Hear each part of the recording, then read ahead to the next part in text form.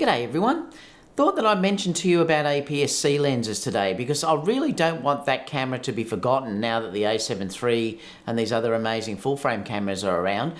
You still have to understand that the a6500, the a6300, even the a6000 series are really amazing cameras, particularly for travel, which is where I love to use them. And I've also used them for things like weddings and things like that, and portrait shoots. Even in studio I've tested it and the results have been really good.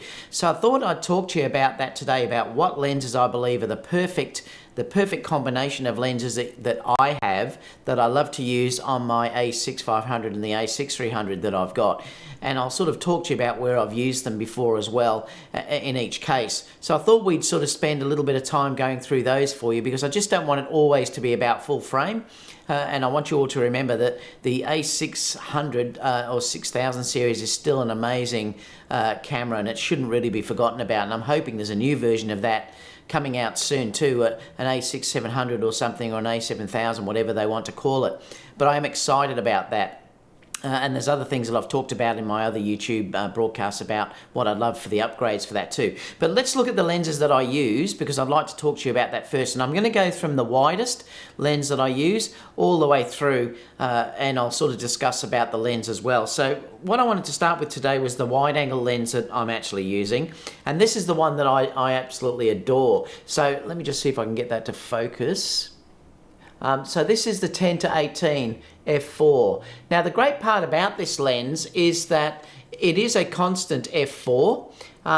So no matter how you zoom this lens in, it will go from 10mm up to 18. So no matter how far you zoom this lens up, it's still going to be a constant f4, and that's a really good thing to remember. And that is a big difference if you're buying one of these lenses against a variable aperture lens that will change as you zoom the lens in. You know, they might often start at say f4 and then it can go to 5.6 or something like that as it zooms up. So this is good because your exposure won't change, because it's still going to be f4 no matter where you zoom into this. Now this is extremely light. It's such a small lens. This is an amazing lens that I love to use on gimbals as well. I adore putting this on a gimbal because it is so light. The other really good thing about this lens too is it does have optical stabilization on the lens as well. Now that's a really good thing. So even though say the a6500 has stabilization, this helps. So if you are doing things with it and you're hand holding particularly, this really has a big advantage when you're doing that. And it's a lovely tiny light lens that is fantastic to be taken around, and it gives you that really wide type lens to use. And I really do adore using this lens. The next one I've got, which is my favorite lens, and I'll explain why this is my favorite lens. The two focal lengths that I adore to use are the 35mm and also the 85mm. So there's a couple of lenses that I'm using to get around that focal length. One's a full frame lens, but this one isn't. So this next lens that we're actually looking at is this one, which is the 24. I'm just going to see if I can get it into focus. It's the 24 1.8. This is an unbelievable lens. I adore this. This is probably my favorite lens that I have for the a6500. I absolutely love it. Now this gives me around about that 35 focal length, which is, like I've said before, is the perfect focal length that I absolutely adore. It's a great video lens. It's a beautiful portrait lens if you like that 35mm. It's great to just stick this on the camera and just walk around. It's great for travel. If you're dealing with low light, this particularly is lenses that I've used for low light. So if I do go traveling, I will take another lens and this one, and I'll show you that lens a little bit later. But this is the one I will definitely take for low light. It does have a 1.8 aperture, so it's nice and fast.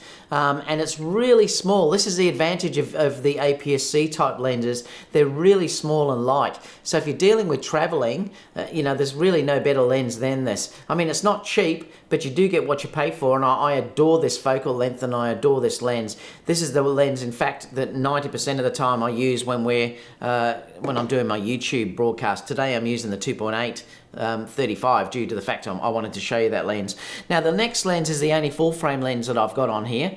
And I just adore this lens, and I haven't bought an APS-C one. I'm just using this because I already had this lens. And it's the 55 1.8. Let me just see if it'll focus.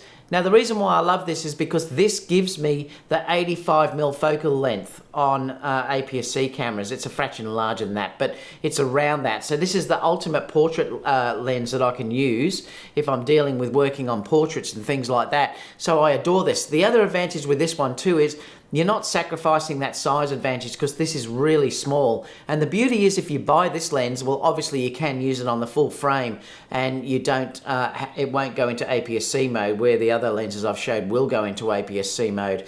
Now, just on that though, you can use the 10 to 18 on full frame, and you can use it from 12 to 16, and it works really well, and I've used that quite often, and it does work really well. So you can use this one on full frame, but this gives me that 85. So to be honest, I could get by basically just using these two. I could get by with using the 24 1.8 and the 55 1.8, and that gives me that perfect 35 to 85-ish sort of focal range, which is what I always love to shoot in on full frame. So now I've got that advantage on that. That's just got a ND filter because I was using this for video, so that's what I've used there. The other lens that I have, and it's the only other native APS-C lens that I've got, is this one, which also I adore, and this is one of my favorite travel lenses. Let me just see if I can get that to focus. So it is the 18 to 105 f4. So once again, this has a constant aperture. So it's a constant aperture of f4, and you've also got the zoom ring here, because this is basically a true video lens, so you can zoom this, and you can also zoom it on a gimbal when it's connected through the cable that goes into the gimbal. It will zoom without you having to touch it. And again, even though this is zoom, it doesn't move in and out, which is also a great thing as well, because some zoom lenses that you have will actually zoom way sort of out, the barrel extends. This one doesn't do that, and that's why this is such a great lens for doing video, and I adore this for travel. So this is a fantastic all-around lens, being 18 at the wide end and 105. You can also use clear image zoom, so you know you're getting up around 200mm, which is fantastic, and I really do love this lens. The quality on this is really underrated. Now I'm going to show you some results in a minute from all these lenses, and you can have a look, but I adore them. I just want you to understand that you don't have to just go full frame to get amazing results from these cameras. There's nothing wrong at all with the a6000 series and the a6300 and the a6500 and whatever else is coming out above that. Like I said, I travel with that. That is the camera that I travel with, and I really adore it for its size and weight. It's fantastic to put in a small bag because all these lenses are so tiny.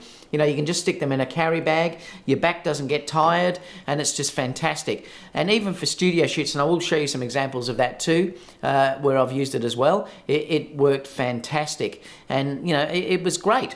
And let me know in the comment box down below if this sort of stuff interests you, but I thought it's been a while since I've posted anything about this camera, and I thought it might be good to sort of re-look at it, and really, you know, like I use it all the time for my vlogging, and I really do adore it. So we'll have a look at some of those images now.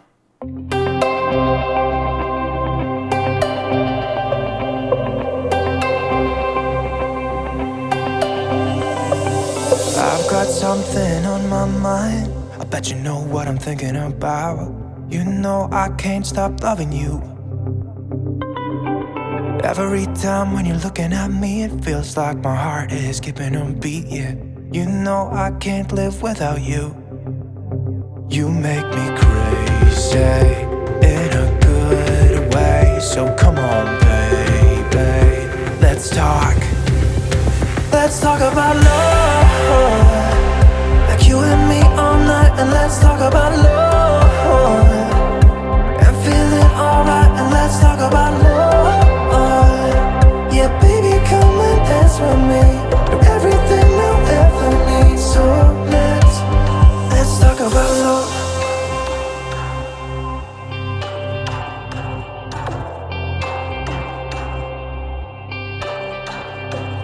Can I take you out tonight? Kiss you in the moonlight. There is no place I'd rather be. Come on, girl, we can take my car, drinking some beers in your favorite bar, yeah. You know I can't live without you. You make me crazy in that good way. So come on, baby, let's talk. Let's talk about love,